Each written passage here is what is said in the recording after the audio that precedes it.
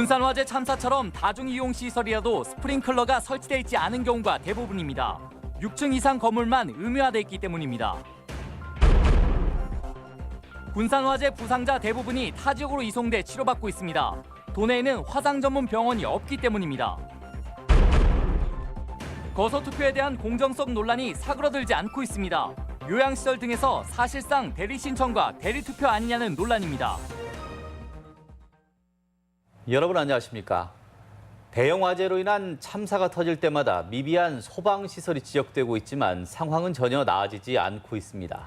다중 이용시설이라도 초기 진화에 꼭 필요한 스프링클러가 없는 곳이 많습니다. 한범수 기자가 취재했습니다. 20년 이상 된 노후 건물이 밀집한 전주의 한 먹자 골목입니다. 음식점과 술집 내부에 스프링클러가 설치돼 있는지 확인해봤습니다. 연기 감지기나 소화기는 눈에 띄지만 초기 진화에 가장 중요한 스프링클러는 찾아볼 수가 없습니다. 해당 건물들이 스프링클러 의무 설치 대상이 아니기 때문입니다. 현행 법은 높이가 6층 이상이거나 면적이 1000평방미터를 넘는 건물에 한해 스프링클러를 설치하도록 돼 있습니다. 나머지는 스프링클러가 없어도 아무런 제재가 없기에 건물주의 관심 바뀝니다. 돈이 많이 들어가기 때문에 거의 이제 심리로 법에 접촉이 안 되면 거의 안 된다고 생각합니다. 군산 방화 사건은 무고한 시민들이 허술한 제도로 피해를 입은 대표적인 사례입니다. 불이 난 주점은 다중이용업소였지만 단층 건물이라는 이유로 스프링클러 설치 대상에서 제외됐습니다. 일단은 모든 소방시설 설치하는 것은 법령의 기준을 하기 때문에 그것만 충족을 하면 돼. 현행 법으로는 사각지대가 생길 수밖에 없다며 전문가들은 스프링클러 설치 대상을 확대해야 한다고 조언합니다. 지금처럼 청수와 면적만 고려할 것이 아니고 건물의 내부 구조 그리고 가열물의 양, 건물 내의 수용 인원까지 충분히 고려해서 또 관련 법이 마련되기 이전에 지어진 노후 건물에도 새 기준을 소급 적용해 사각지대를 줄여야 한다고 말합니다. MBC 뉴스 한범수입니다. 군산 주점 화재로 30명이 크고 작은 화상을 입었는데 대다수가 타 시도에서 치료를 받고 있습니다. 화상을 전문적으로 치료할 의료기관이 우리 지역에는 없기 때문입니다. 박연성 기자입니다. 주점 방화 사건의 화상 환자 30명 가운데 26명은 도내 의료기관으로 이송됐습니다. 하지만 현재 상태가 양호한 11명을 제외한 19명은 서울과 대전 등 타 지역으로 옮겨 치료를 받고 있습니다. 전문적인 화상 치료를 받기 위해서입니다. 쪽에서 이제 응급처치만 하고요. 이제 좀 전문적인 치료를 받으시려고 저 대학병원으로 가신 것 같은데요. 저희 병원에서 화상 치료를 해도 상관없긴 한데 그래도 어쨌든 전문 병원으로 지정된 곳에 가고 싶다고 하셔서 도내는 화상 전문. 실제 보건복지부가 지정한 화상 전문 병원은 서울과 대구, 부산 등 대도시뿐이고 복지부 지정 여부를 떠나더라도 전북 지역에서 화상 전문 병원을 찾기는 어려운 실정입니다. 화상 1, 2도 정도는 가능하겠지만 3도 이상은 그래서 그 치료를 한강 성심병원 잘하니까 대부분 그쪽으로 전원을 하고 있습니다. 화상뿐만이 아닙니다. 척추와 수지 접합, 뇌혈관 등 복지부 지정 전문 병원은 인근 시도와는 달리 전북에는 단 한 곳도 없는 것이 현실입니다. 언제까지 중증 환자 치료를 타 지역 의료기관에 의존할 것인지 종합적인 고민이 필요한 시점입니다. MBC 뉴스 박연선입니다. 선거를 결산해보는 시간, 이번에는 거동이 불편한 유권자가 사전 신청하면 거주지에서 투표를 할 수 있는 거소투표 제도의 맹점 짚어봅니다.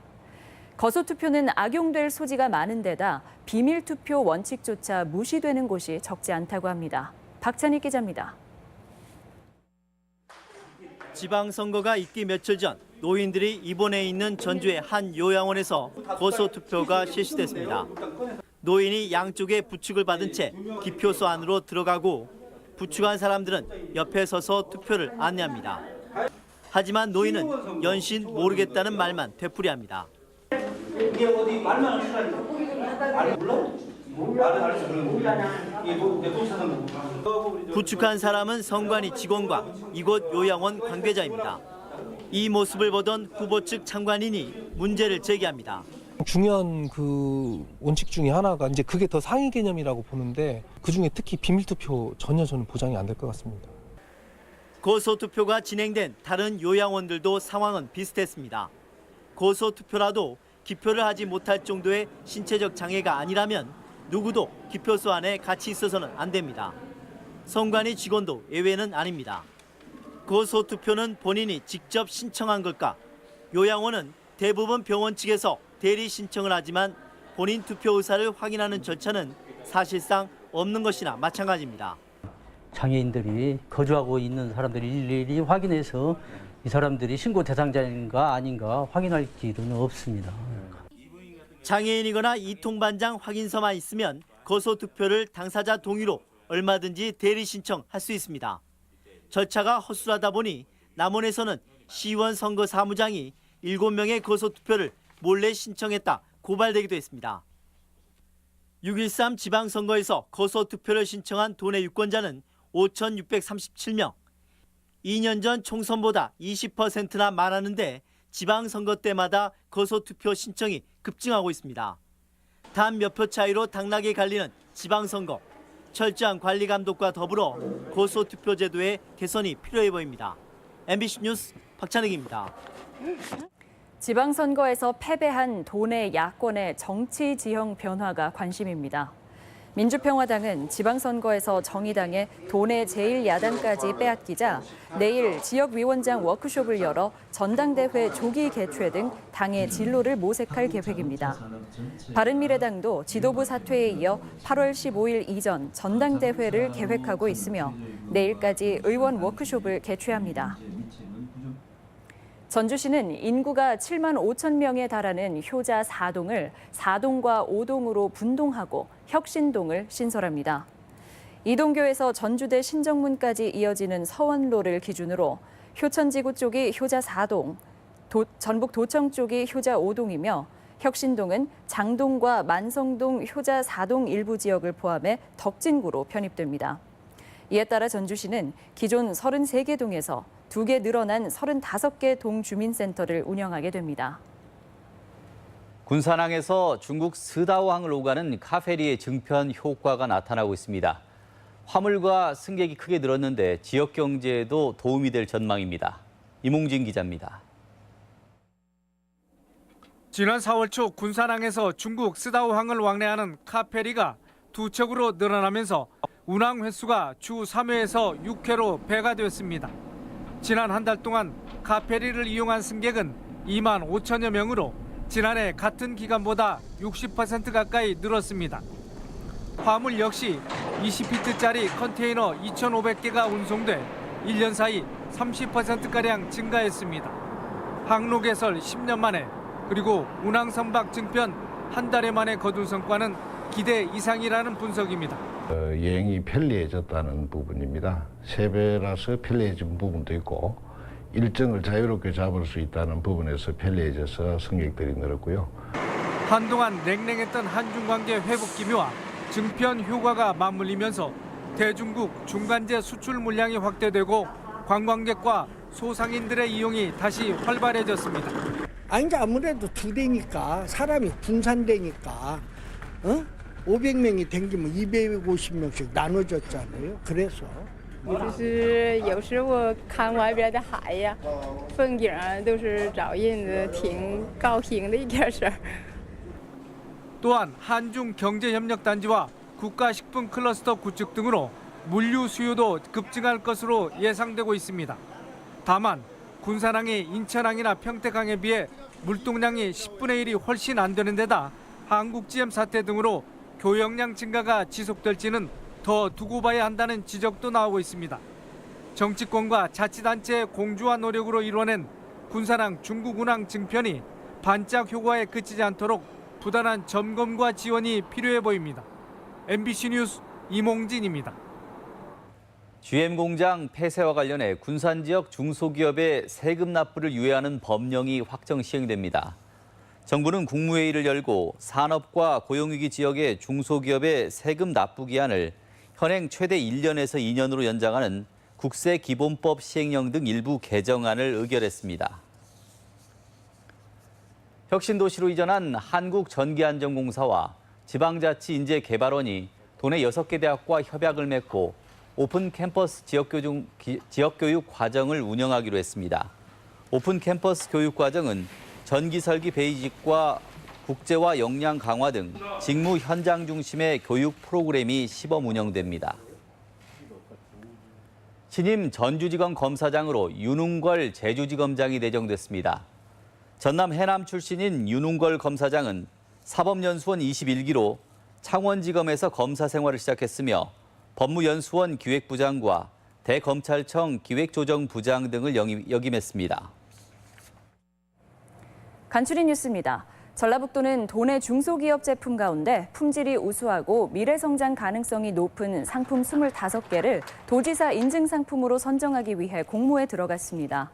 도지사 인증을 받은 상품은 판로 확대와 브랜드 홍보 등에 지원받을 수 있습니다.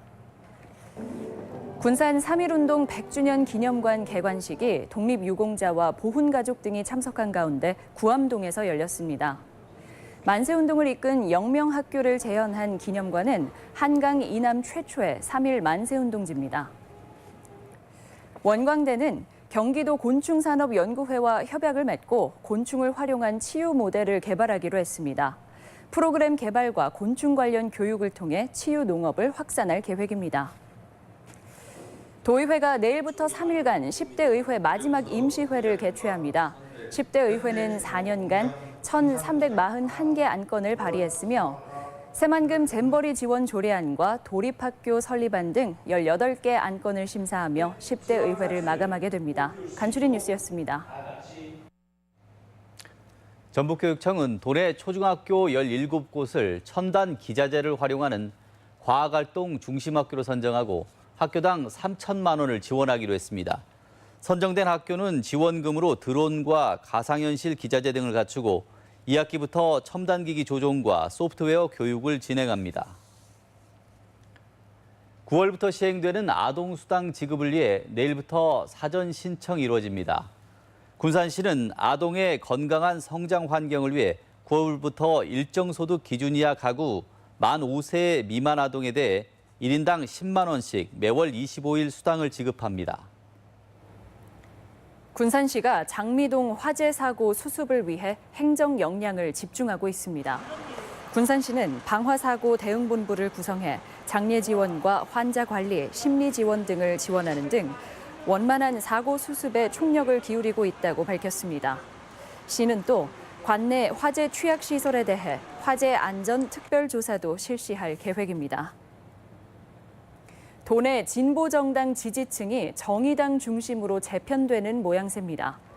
지방선거 결과 정의당은 도내에서 광역의회 비례대표 1명과 기초의회 지역구 의원 2명, 기초의회 비례대표 4명 등 모두 7명을 당선시켜 원내 대안 세력으로 부상했습니다.